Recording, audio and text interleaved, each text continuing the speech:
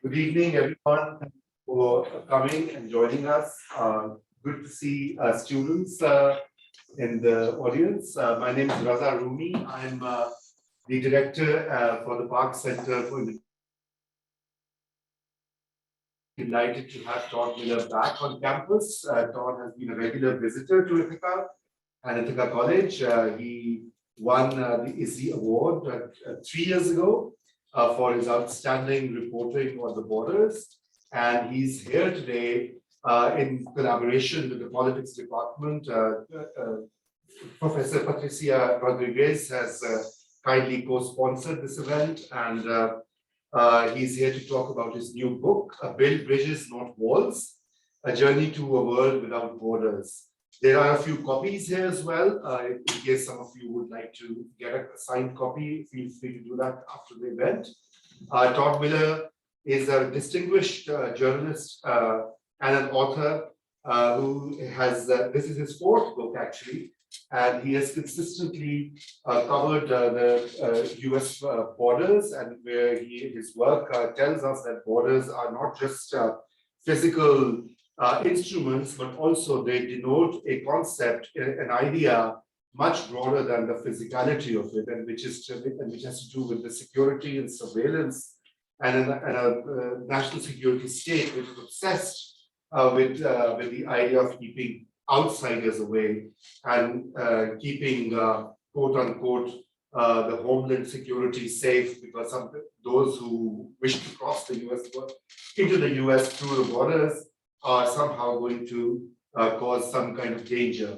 And unfortunately, all governments and all major political forces support this idea and support this huge surveillance and security apparatus, which is not just limited to the US-Mexico border, but actually spans over the entire world. And that's what Todd's work shows, that it goes far into the Asian countries, in the Middle East, in parts of Africa, and billions of dollars of taxpayers' money are doled out to create this kind of a surveillance system, trying to keep world's most disadvantaged, poor people who are in need for safety, security, shelter, and other reasons, and to push them away and drive them away.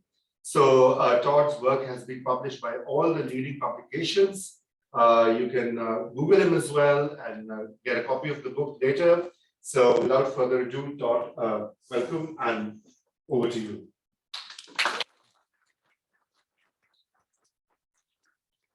Thank you, Raza, for that wonderful introduction. It's great to be here. It's great to be here at Ithaca College. Many thanks to Patricia and Todd as well. It's always an honor to be here, and this is what, my third time? Third time? Yeah. So I'm becoming a regular, even though I'm not from, I'm from Tucson, Arizona. And I leave to go back home tomorrow. So it's nice to be here with you today. I'm going to talk, as Raza was mentioning, about Build Bridges, Not Walls, this book right here. I think the best way to talk about it is just to talk about its opening scene, because in the opening scene, it really can go into how the book was born, how it was conceived. And apologies to anyone from yesterday who heard me talk about this. But the opening scene in Build Bridges, Not Walls, it happened. I was on a road in southern Arizona on the Tohono Nation, about 20 miles north of the US-Mexico border. Right before that, I hiked to the top of a mountain peak. For anyone familiar with the geography of southern Arizona, is the Babaquivari Peak and the Babaquivari mountain range. The mountain range. I went up there with a Tohono elder named David Garcia, and I mentioned that because when I was going up the mountain, and we're getting higher and higher, you could see as we were switching back and forth, as trails do when you climb, you could see the just the vast expanse, the huge sky, the mountain ranges going into the distance. And I stopped for one moment and thought, yeah, I'm looking into Mexico, but you would never know, right? There's nothing, like if you're on the ground at the border, right? There's lots of activity right at the borderline, border patrol agents, often a wall or a barrier of some sort, surveillance equipment. But there you saw nothing. So for a fleeting moment, you had that feeling of, oh, this is just for this 1 or 2 seconds, you could feel like what it was not to, like I didn't know where Mexico began and where the United States ended. I like to mention that part because an hour or 2 later, when I was rumbling down that road, all of a sudden a man appeared at the side of the road. He was waving his arms in distress, or it looked like he was in distress. So I stopped the car and rolled down my window and began to talk to him. He was thirsty, he wanted water, so I gave him a bottle of water. It turns out his name was Juan Carlos. He was from Guatemala. He had been walking through the desert for 2 or 3 days. And I asked him, is there anything else I can do for you? And he said, can you give me a ride to the next town? And it was in that moment that this book was born. And I'll tell you why. I hesitated. I hesitated in that moment. I hesitated because I knew that I could be charged with a smuggling felony if I were to transport him from where we were to explore, is if you're furthering somebody's presence in the United States. So I hesitated. And while I was hesitating, I thought of what I knew was all around me, because I've been reporting on this border for now in different forms for just about 2 decades. So I know that, or I knew that there were most likely green striped vehicles patrolling nearby. I knew that there were surveillance towers out there that could see 7 miles away with their cameras. I knew that there were scope trucks that also had high-powered cameras. I knew that there were cameras that could see thermal energy. I knew that there was implanted motion sensors that would send off alarms and command and control centers that might lead somebody to go looking there. I knew that there were drones that could be doing overflights. I knew way too much, right? So that as far as the surveillance apparatus is concerned. And I also knew that most of this equipment, the way that the border is, the walls, the surveillance, the agents are deployed, is meant to purposely drive people into the desert if they're going to cross. So it's a prevention through deterrence strategy. The deterrence strategy has been in place really for over 2 decades. And the fact that Juan Carlos was walking for 2 to 3 days through the desert was nothing new, right? When the deterrence strategy was implemented, in the Border Patrol memorandum, they said it could be a mortal danger going through the desert because people could not carry enough water, they couldn't carry enough food, they could die, and people have died, right? And up till now, and this is according to Border Patrol statistics, so very much an undercount, there's been 8,000 remains of people that have been found in the US borderlands since this policy was put into place in the 1990s. It's a strategy that's still in place today. And so I knew all that as well. And so by hesitation, it turned to ire. The ire was because like, why wouldn't I give this person a ride, right? This is like all, and including thinking about all that I've been taught throughout my entire life as a value, just that value system. Says if somebody's in distress, if somebody's in need, you give them a ride, you give them what they need, right? And so here I am clashing against the system of the border that forces people in the desert, and then simultaneously says you can't give the person a ride, versus everything else that I knew. Like if you look, you can look into like religious values or spiritual values, as values of hospitality or helping your fellow people out. And so this clashed, and it was that moment that this book was born. And it really, in a lot of ways, the book is a meditation on those years and years of reporting. All the 3 other books that I've written about the border before this book that were more really straightforward journalism that looking into different elements, following the money, that sort of thing. And so this book really draws from that, but also this idea of the border, right? Questioning the border. What is this thing? So I took that moment, and I may or might not reveal what I did in that moment, or you probably can guess what I ended up doing.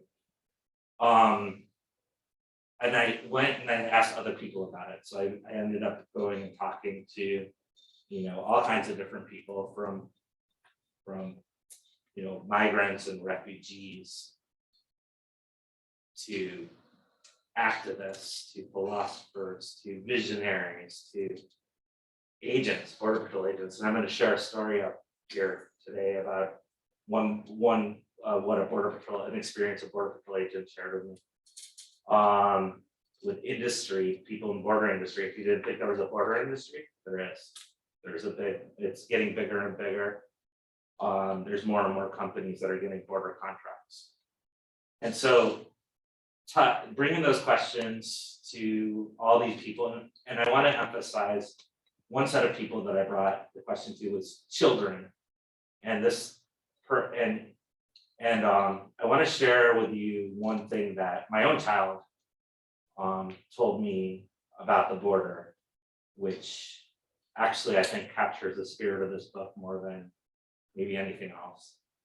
And this was while I was writing this, I went to San Diego with my family, and I have a 5-year-old. He was four or almost 4 at the time. And we went to the border field park. I don't know if anybody's familiar with the border field park. It's right on the border with Tijuana.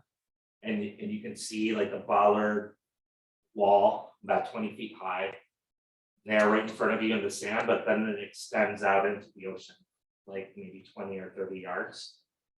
And the waves, it's the Pacific, so the waves are just crashing through the bollards. And there's lots of pictures, you can look it up. There's lots of pictures of this. And so we were there, and we saw some people on the other side of the border, and we were going to go up and talk to them. And as we were walking, a Border Patrol agent that was perched kind of above us on a hill started like, I guess there was an invisible line that we crossed that I didn't know what it was, but the Border Patrol agent did not want us going any further. He told us so. And my 5-year-old, then 4-year-old, was ahead of me. He stopped and he looked up because the Border Patrol agent was like, "Stop, do not go any further." But the voice was disembodied, so there was no body to see. So he looked up, and almost like as if it came from the sky. And then he just, like a 4-year-old, just kept running. And then the voice came again and said, "Stop, do not go any further." So at that point, I just stopped him, and we sat down on the sand. We talked about things for a bit. We talked about the border wall, we talked about the Border Patrol agent. And then he said to me, he just learned this word, excavator. And he said, "Why can't we take an excavator and crush the border wall with the excavator?" And then he said, "Then turn the border wall into bikes. And to me, that really captures the spirit. I don't know if people caught the cover, but the cover is actually kind of like that. It's a chain link fence, but turns into something else. A bird. And it's at the ocean too, which is remarkable that story. That's a coincidence. So that and that's that in a lot of ways that's the spirit of this book.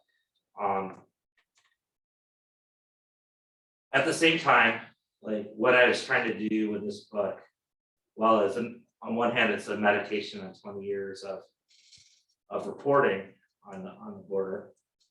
On the other hand, it's came out of 20 years of frustration of seeing a sort of conversation around the be limited in its same parameters for decades.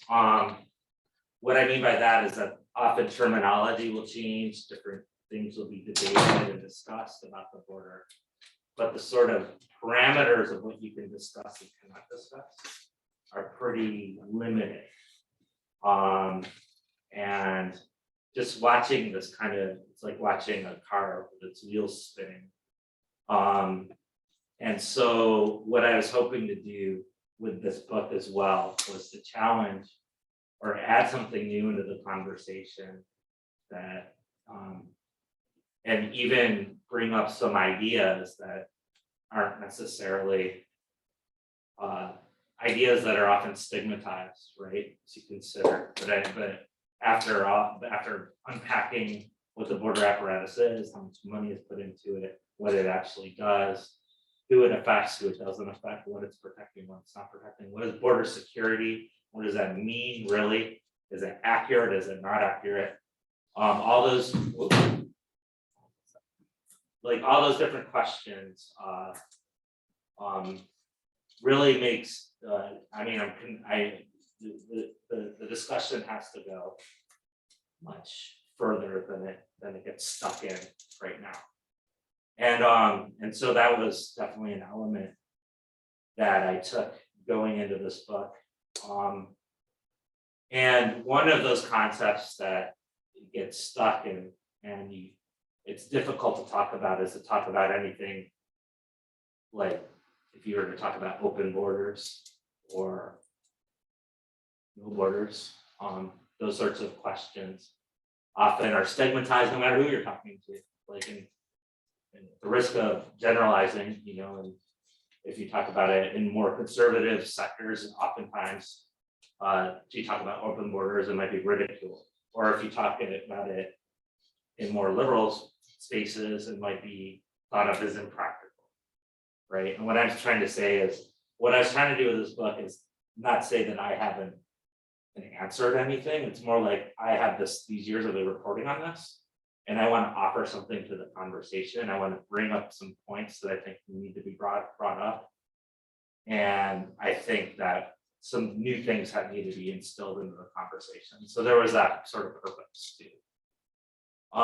With that, I want to share one of the stories that I write about in the book, and this happens to do with a border patrol agent, and a border patrol agent who ends up saying that the border itself is absurd. Let me tell you how you arrive to that point. So the border patrol agent, his name Brendan Lenahan. He's no longer an agent, he's a former agent. And he shared with me the story. The story began while he was patrolling around the town of Arivaca. That's about 10 miles from the US-Mexico border. And he gets a call from the radio dispatch. And the dispatcher says, a motion sensor has been tripped, and it was good up a mountain range. So motion sensors, that's another one of the technological, they're implanted underground. There's about 12,000 of them in the US-Mexico borderlands. Now these motion sensors are actually equipped with cameras as well. But when Lenahan's story was before that, it was about 10 years ago. So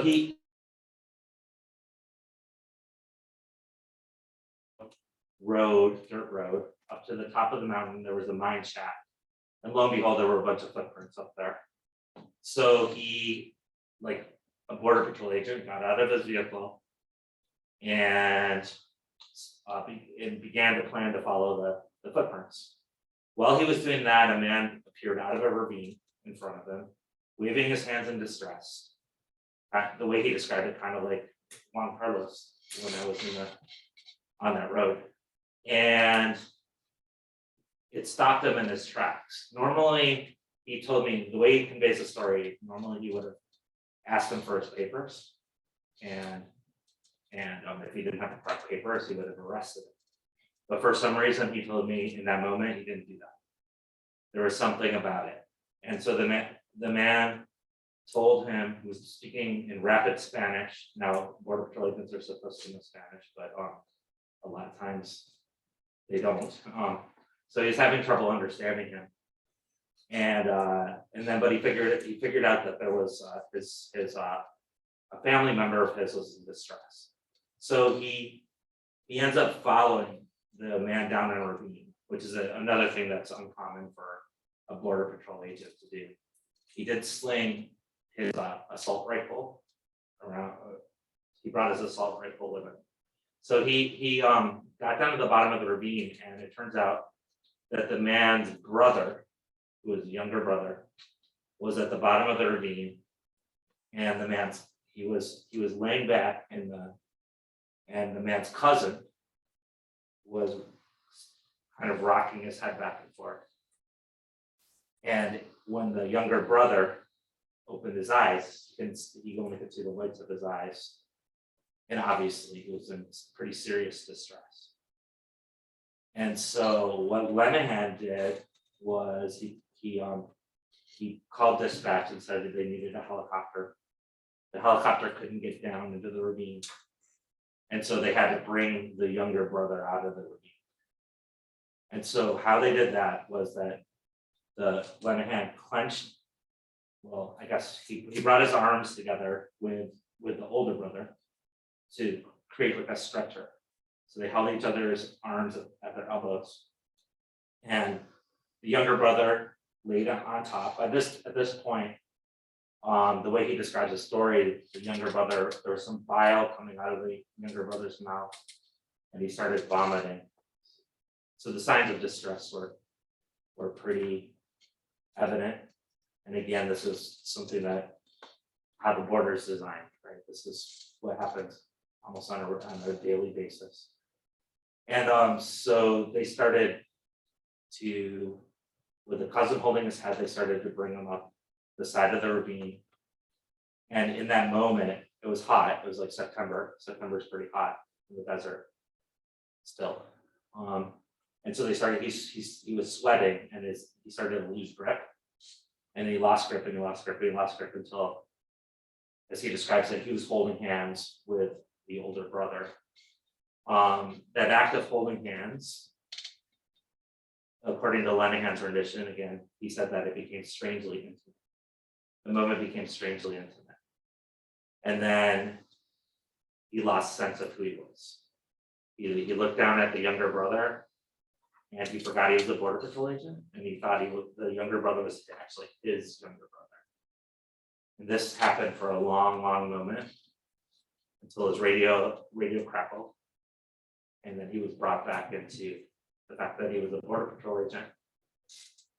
And even though he doesn't admit it, like corporately, I'm pretty convinced that that moment was what made him leave the force. But he ended up long story short, and I read more about it in the book.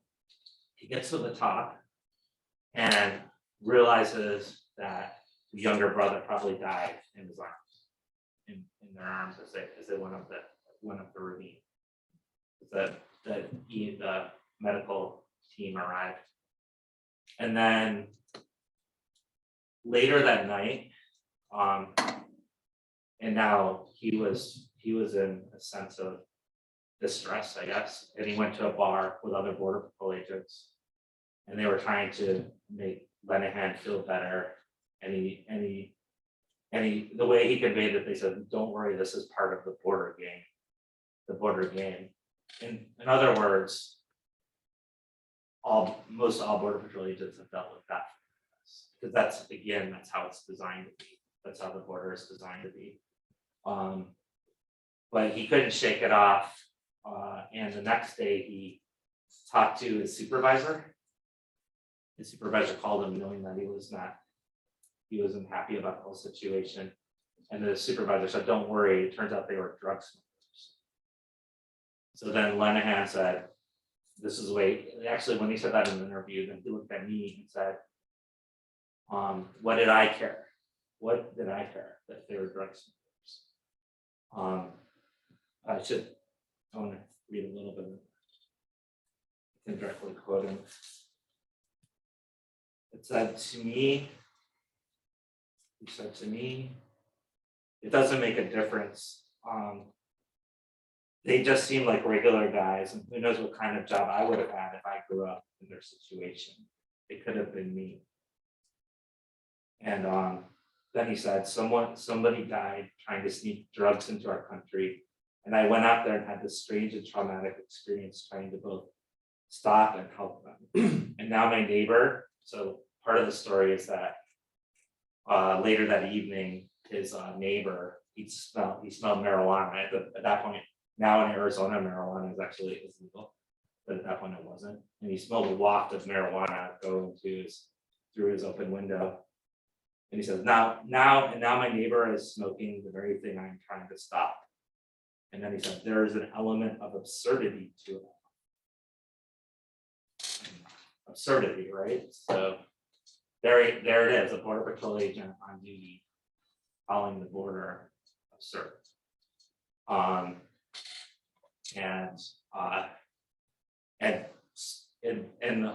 want to say in the book, I do go over a number of the justifications that you hear when you're talking to somebody who might be pro, the idea of the border. For example, drug smuggling is one of them. But one of the absurdities of the drug smuggling is that most of it doesn't go through the border; it goes through the ports of entry, like more than 90% of it. Yet we're constantly told, day after day after day, that the border needs to be more and more fortified because drugs are coming through the deserts. Like how can possibly people haul enough drugs to meet a market, whatever $1 trillion, I forget how much the market is in the United States. So there's drugs, there's all kinds. I go into all kinds of different scenarios of all the different justifications and reports that debunk different justifications around that tend to be anti-immigrant, like crime and economics. So all of this is in the report, and not the report, the book. But I want to stress one thing. The other thing that I get from Lenahan's experience was that by his comments at the end, he was seeing how the border also kept in place a sense of global inequality, an inequality that is structural. And what I really think he saw, and at least what I take from his experience, is that the border itself, for people interested in justice, or for people interested in a just, sustainable, or even a kind world, the border itself is an impediment to all of that. Now, for the last bit I want to talk about, I want to go back to my 5-year-old for a second. And since that time in San Diego, he talked about the border wall going to turn into bikes, but he also one day said rails for trains. One day he said houses.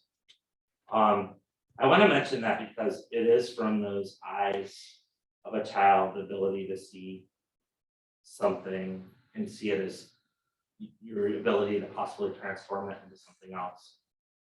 It's something that just kept recurring as a theme in this book.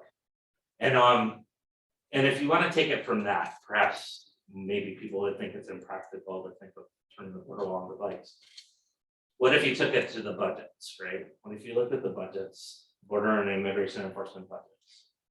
Like, as I said, they've been growing for year after year, every year. Like in 1994, when the deterrent strategy that forces people in the desert was announced, the $1.5 billion was the INS, Immigration and Naturalization Services budget for border and immigration enforcement. And then 2021, the budget that Biden started out with was $25 billion.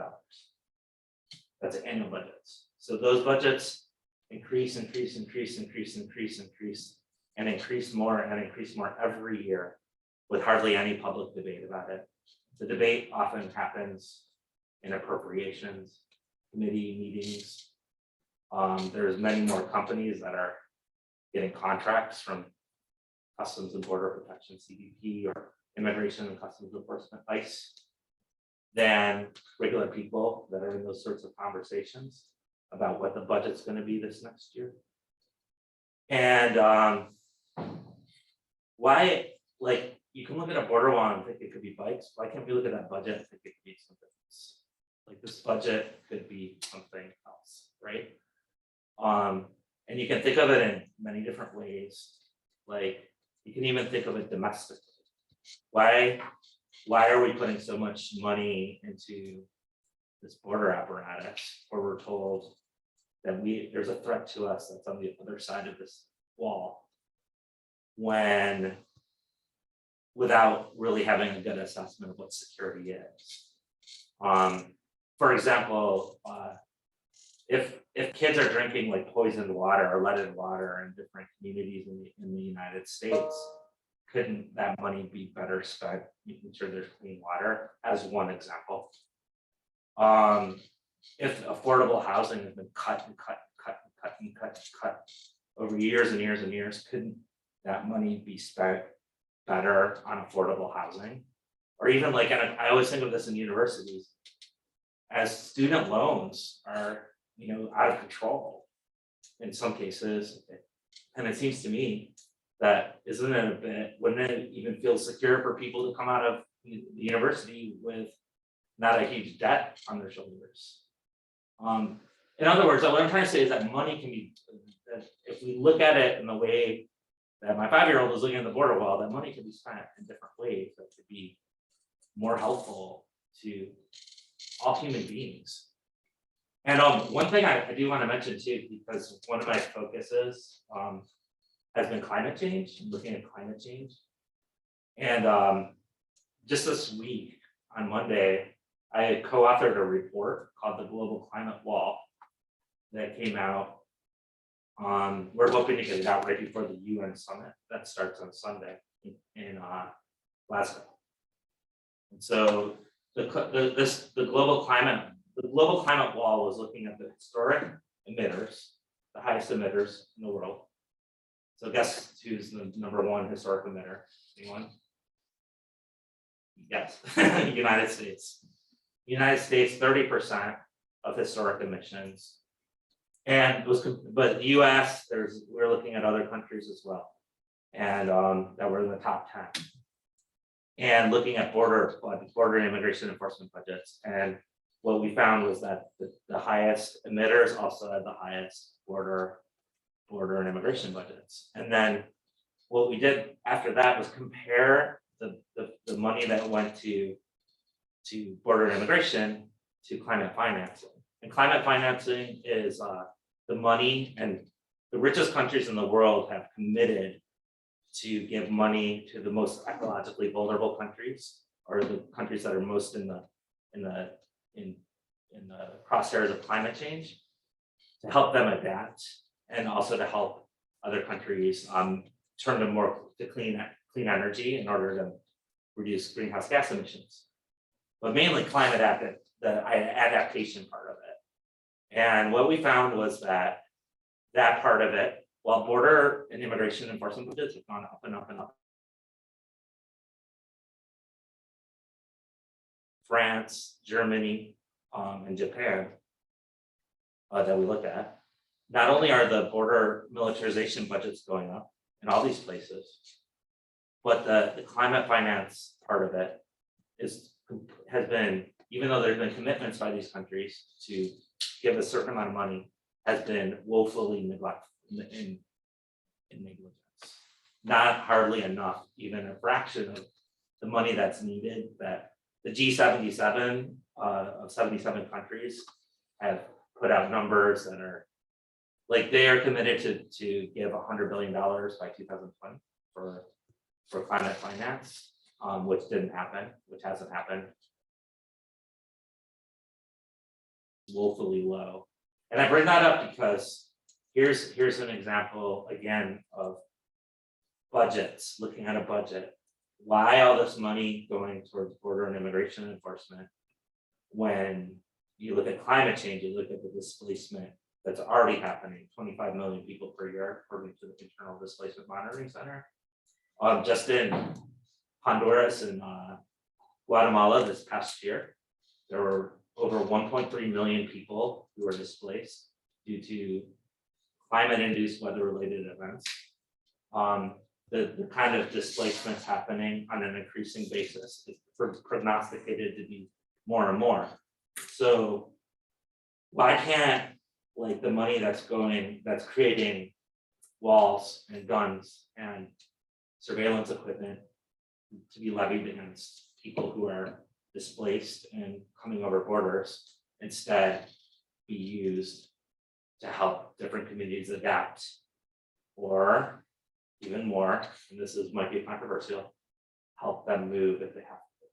Because people, what we're seeing with climate is that there's going to be places that are going to be uninhabitable. That's what's already happening with sea level rise and desertification. So in other words, people are going to have to move.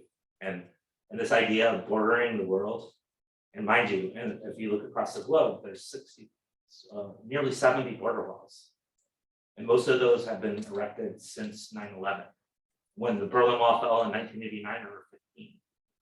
And so you're seeing this increase throughout the globe of border enforcement. So my question is why? Why can't it be? There's so many different ways that we can look at this. And along those same lines, and to end, I want to bring up somebody I bring up in Build Bridges Not Walls, prison abolitionist named Ruth Wilson Gilmore. Ruth Wilson Gilmore was one of the many inspirations I had in this book. She's a geographer, scholar, but also a longtime prison abolitionist. And I want to bring her up for many reasons. I'm sure some of you probably already know about her work.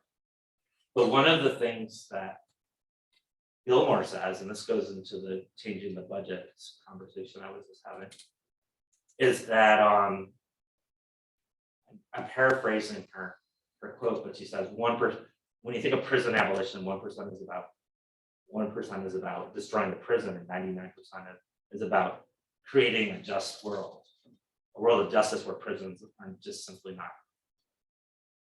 There's no need for them at all. And when I think of the border, I mean that sort of thinking rings really true for the border.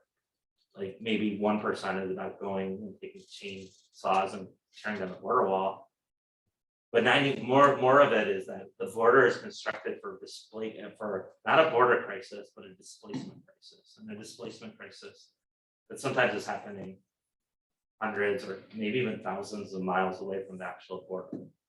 It turns your attention from what's really happening, where it's happening, and what is the cause of what is happening to begin with.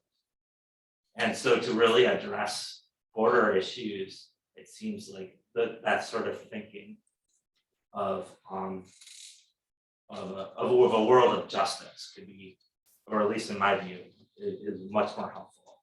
And I want to end with that, like in that moment that I was with Juan Carlos, because I realized this on hindsight. in that moment in the desert, when Juan Carlos asked for a ride, I didn't have time to ask him why he was there, right? Why on earth did he walk 3 days through the desert to get to that dirt road where I was? Why did he leave his house 1,000 miles away and walk him home? You know, what were the reasons, right? It could have been climate change. I know a lot of farmers that just where the droughts have been so severe and so consistent over now so many years that harvests are wilting and drying, causing crises. It could have been 100 other things too. There's so many different possibilities. There's a history of marginalization going on, and there's tons of US policy that we can get into and look at. I mean, and when I turn beer towards that way, then all of a sudden, you know, here I am looking at Juan Carlos, but realizing in that just world that Ruth Wilson Gilmer talks about, I'm not going to know what that just world is unless I ask him or like anybody that's crossing the border like that. Why? What caused that? What are the reasons? What were the reasons why you left your home? Because people don't leave their home just like that, and they don't walk through a desert for 3 days just like that. There's reasons why. And so to learn about that humane world where the border need not exist, it entailed a conversation that was cross borders. It entailed, you know, I was the one, not him, that needed oriented. I needed to know, it was me who had needed to be taught.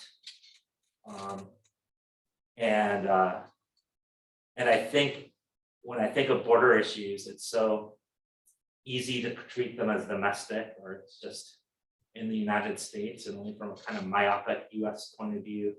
But it's really so much about thinking in a cross-border and international fashion, and being able to reach out and talk to and listen to what Juan Carlos is saying, or what people are saying where he's from, or what organizations that people are organizing that are saying, or, you know, it goes on and on. It's this ability to listen to what would be a world of justice. Yeah, so I'll leave it at that, and we can have conversation or questions or comments.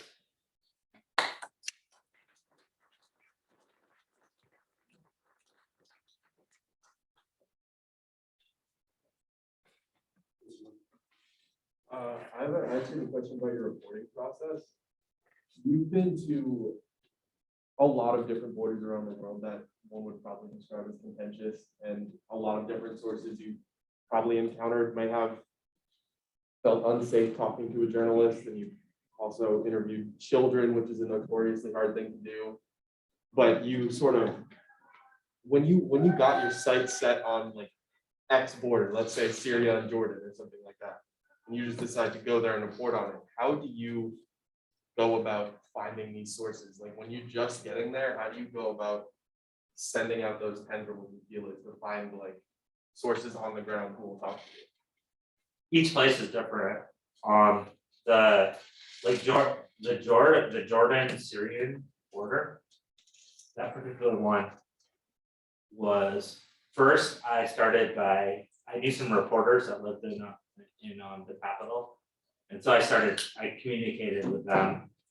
I started asking them questions. I started asking them about the Jordan Syrian border where I wanted to go to, and then they started connecting me with people there. Every once in a while, in this case, they actually connected me with some fixers. You know, fixers are people who are on the ground who you pay and you ask them to take you to a place. It was interesting though. I talked to probably 4 fixers who wouldn't touch the Jordan Syrian border, who would not go there. No, it took me a while. I thought for a long time that I wasn't going to be able to go to that border because I wasn't going to go on my own. I wanted to go with somebody, but nobody, like, at least in that case, they're like, security issues, no way, we don't want to touch that. And then finally somebody, decided, they said yes. And I did some trips up to that border. And then when I was there, I just talked to everyone I possibly could talk to, and even approached, you know, the like security apparatus. I talked to the person in charge of the border in Amman. You know, a lot of this is arrange a trip, trying to set up interviews, but I always leave space because lots of things start to develop when you're on these research trips.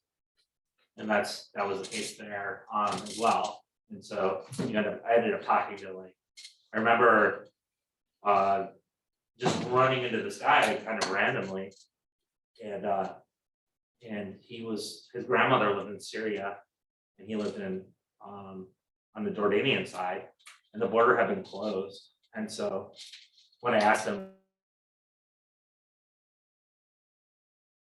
my grandmother lives on the other side, right? And I ended up getting invited to his house, and we had like tea in his house, looking at the border because you could see it right there. And just those sorts of things that just kind of pop up as you do something. But every place is different, right? Like, yeah, in each place, like the Philippines, when I was in the Philippines, I have my grandmother's Filipino, so I had family there, and they helped me. You know, they translated Tagalog. They went. So I was able to do things without a fixer, with all kinds of contacts that I had through family members.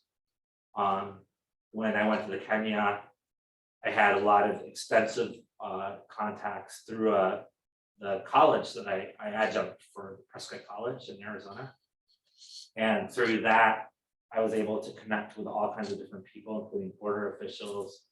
And so, like, it just working in different ways depending on it. But I feel like there's some improvisation that happens, and there's some setting up ahead of time, but it's different everywhere you go. One other thing that I do with officials, I try not to take no for an answer. So I'm very persistent with officials, trying to get them to talk and to talk about why they're doing certain things. I was just wondering how your conversations and reporting changes from president to president over the last 20 years or so. It doesn't. It doesn't at all. I tend to look at it through the lens of the border as a phenomenon that's been this increasing budget, regardless of who's president, approved in bipartisan fashion for now decades. And I look at it, that's the way I first look at it. Like, unless somebody comes in and talks about that, and talks about, like, I've never heard somebody come into office and say, oh, like Biden didn't come in and say, I have a $25 billion border and immigration enforcement budget. He didn't say any of that. That was built up over 25 years. And we have this system called prevention of deterrents on the border, and then we're gonna demilitarize, you know, we're gonna do all this stuff. He didn't say any of that, right? So what he did say was he's going to, you know, and of course we're seeing now that this is really debatable if this is happening, but he's going to rescind a lot of the policies that were enacted during Donald Trump's administration. But I tend to look first at the broader with Biden. One of the first things I did was we did a report on the 2020 campaign, looking at companies and how they were distributing. And when we were doing the presidential candidates, I thought it was going to be maybe a little bit in Trump's favor, maybe like 55-45 or something like that. And guess what it turned out to be? It turned out to be way in the favor of Biden, and even like 3-1 in favor of Biden. So those sorts of like things that you can see, like how the companies are reacting, what the companies are doing. Of course, the companies definitely want contracts, and it's not only the presidential candidates they're putting campaign funding into, it's key committee members, and there's so much more to it, right? And so I try to look at it through this kind of long arcing lens.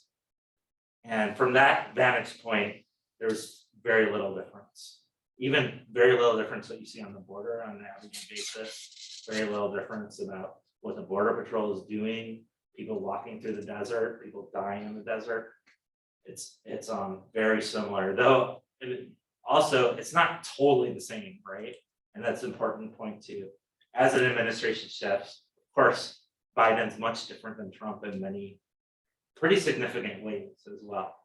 Even if the policies he says he's rescinding are not being rescinded, he's doing things differently, and there's probably things that Trump did that he won't. So there's that. But I tend to look at the longer view.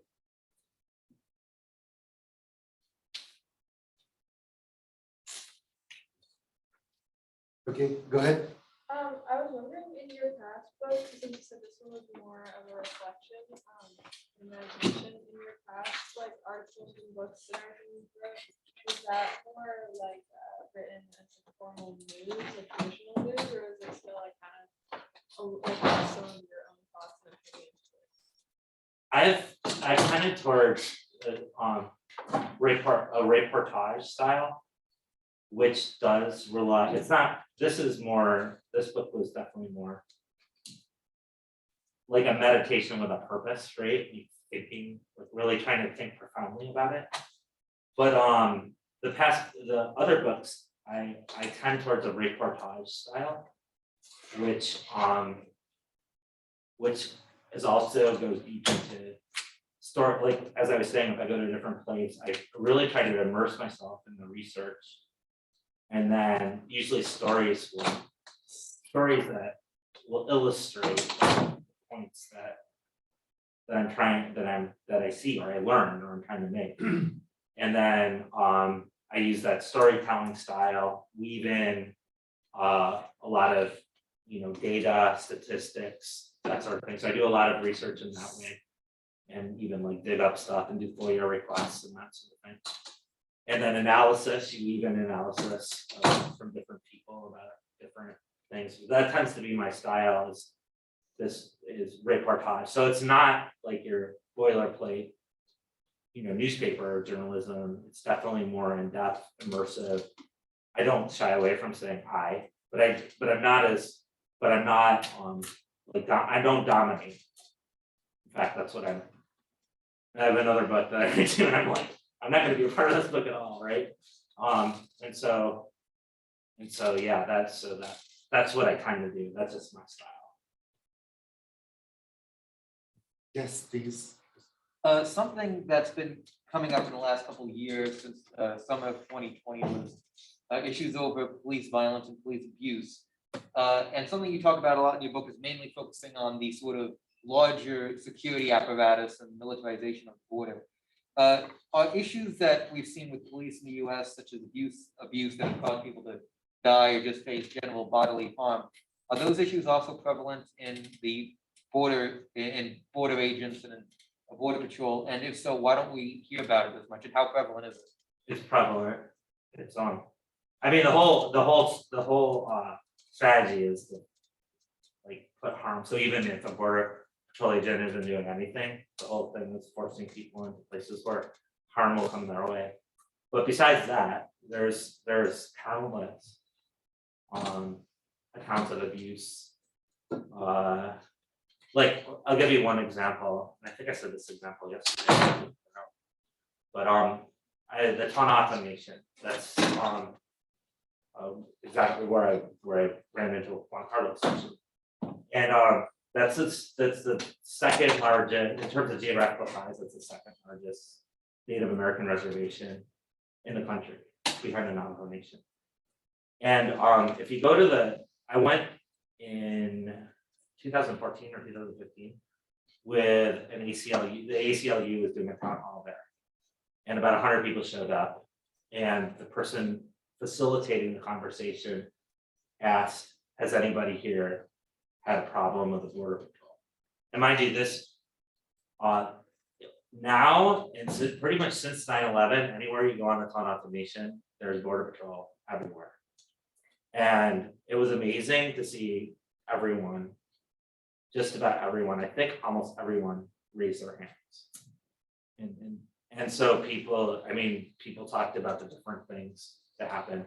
A lot of the complaints were just, you know, high speed going through their communities, tailgating, spotlighting them while they're tailgating as one thing. Almost everyone mentioned that.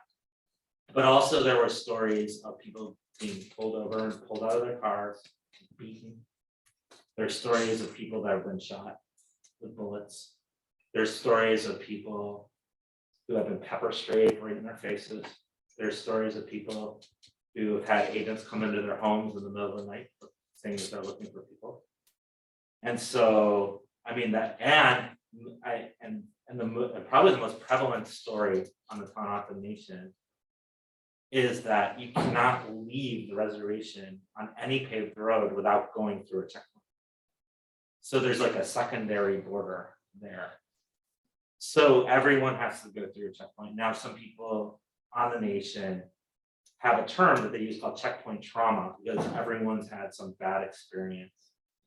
And there's defiance too, like when you go through the checkpoint, agents will ask you what your citizenship is, and a lot of Atam will say, I'm Tohono. And that generally causes them to do something like pull a person into secondary and interrogate them more.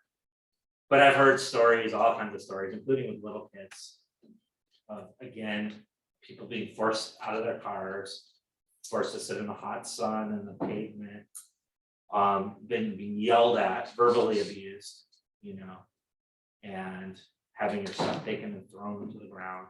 So it's so prevalent. I'm just giving you one little snapshot of it, but that you can take it to many places along the border and you're going to hear stories like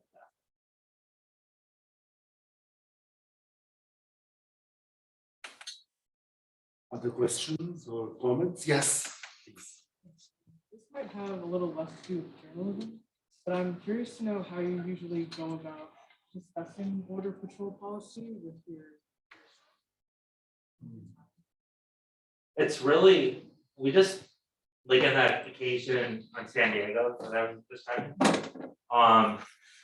we just kind of sat there and just talk about it, you know, like why was that man yelling at me, you know, and then it's like, oh, so he actually calls the border patrol now the green man, they're all dressed in green, so he's like, now the green man, why is he doing that? Is the green man the one who's building that border wall there? Like, yeah, you know, and you just, I mean, it's the conversations along those lines, but at the same time, it goes to these profound questions, like why is this necessary? Why does this happen?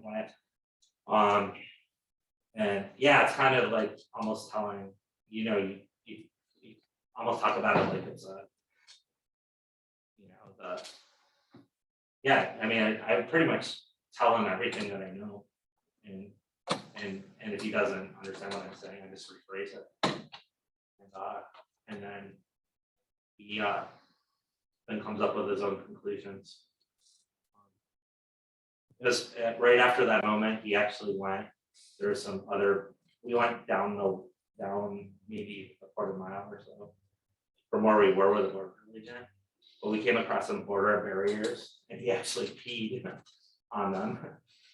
That picture is actually in the book, and peeing on the border wall. That was right after that moment.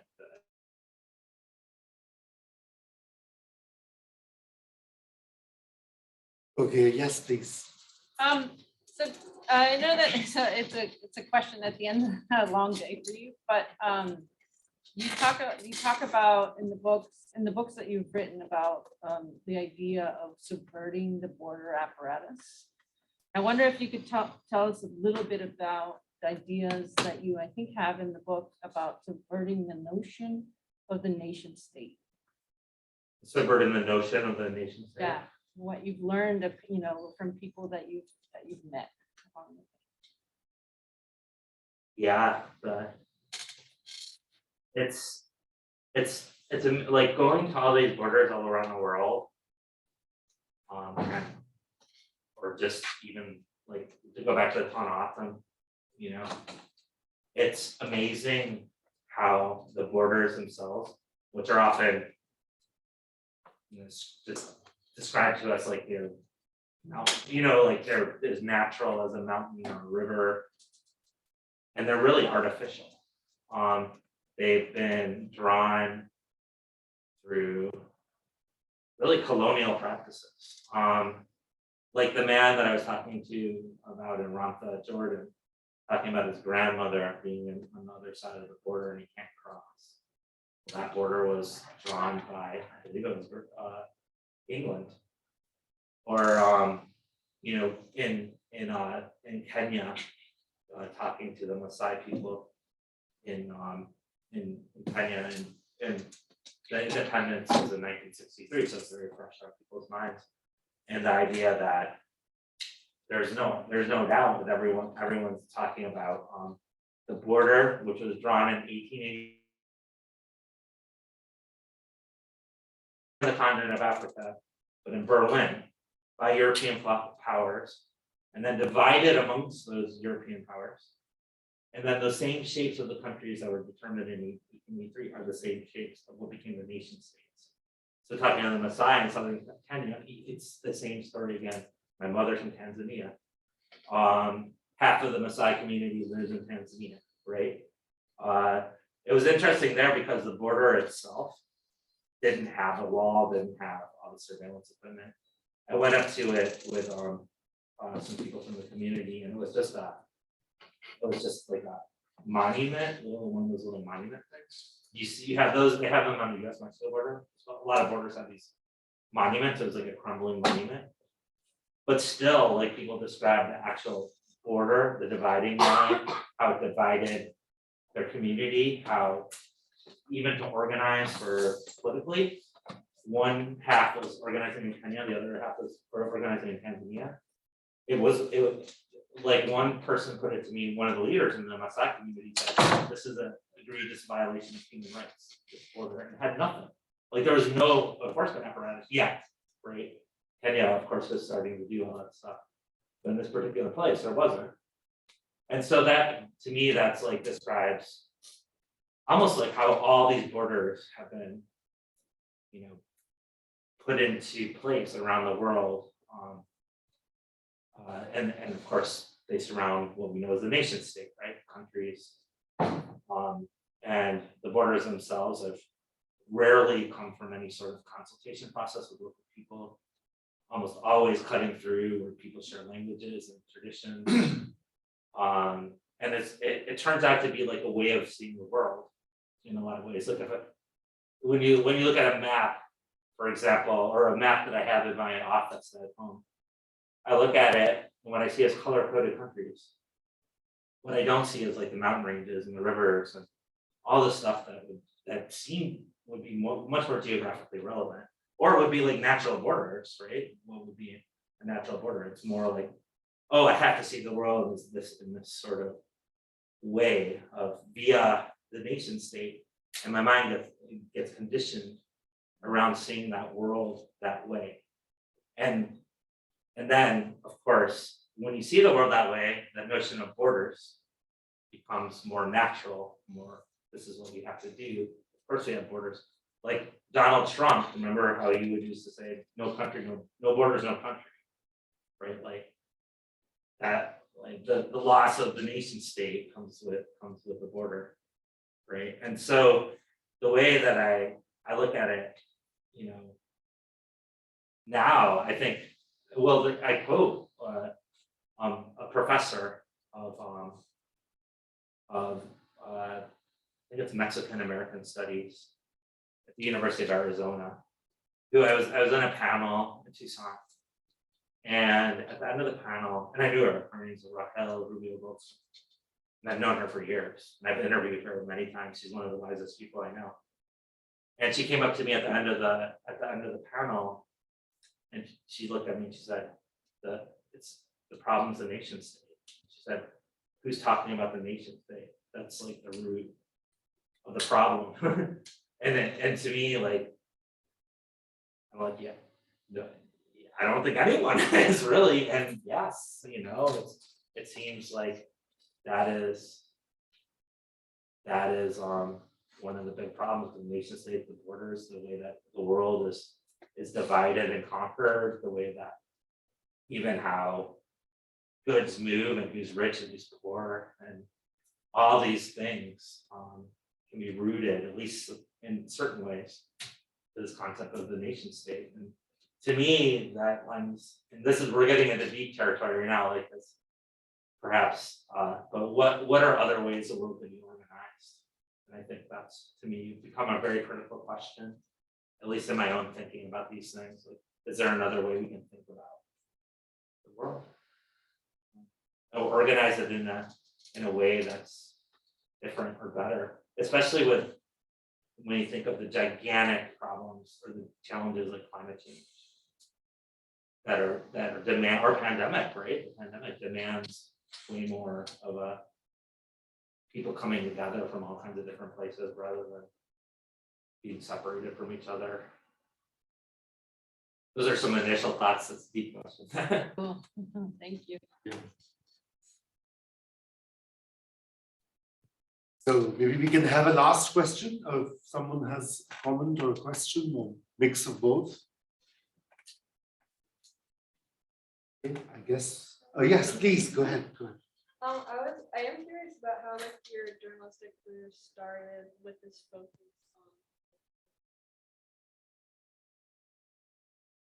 Yeah, the came to be, really, I have a longer story, but I'll just keep it as a short story.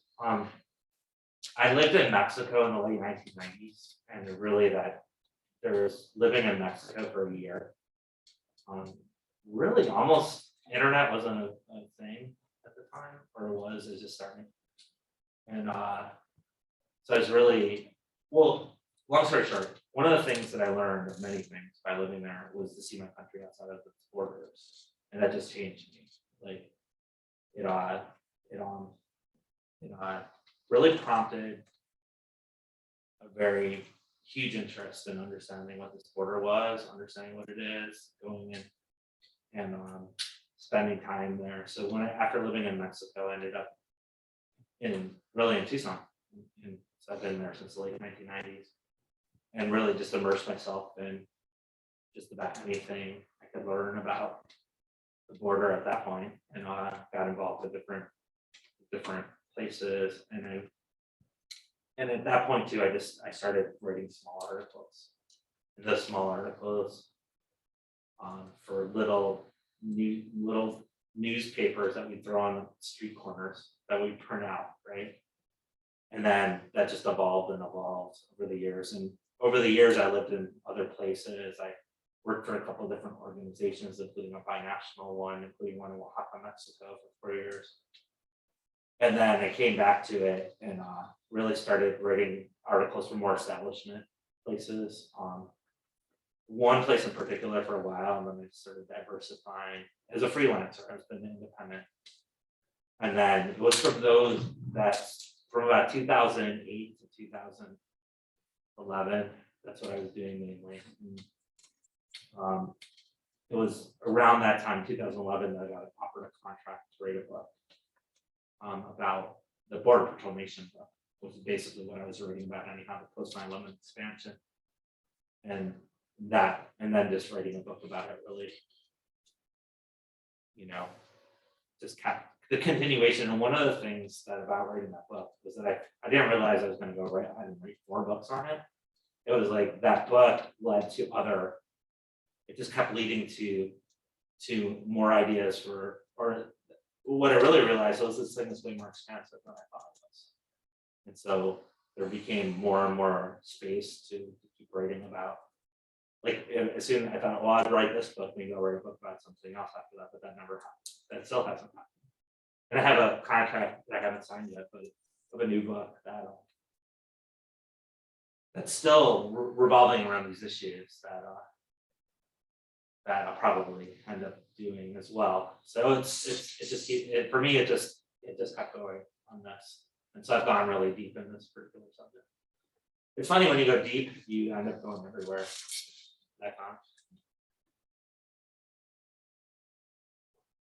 Okay, I guess we can end. Thank you so much, Todd.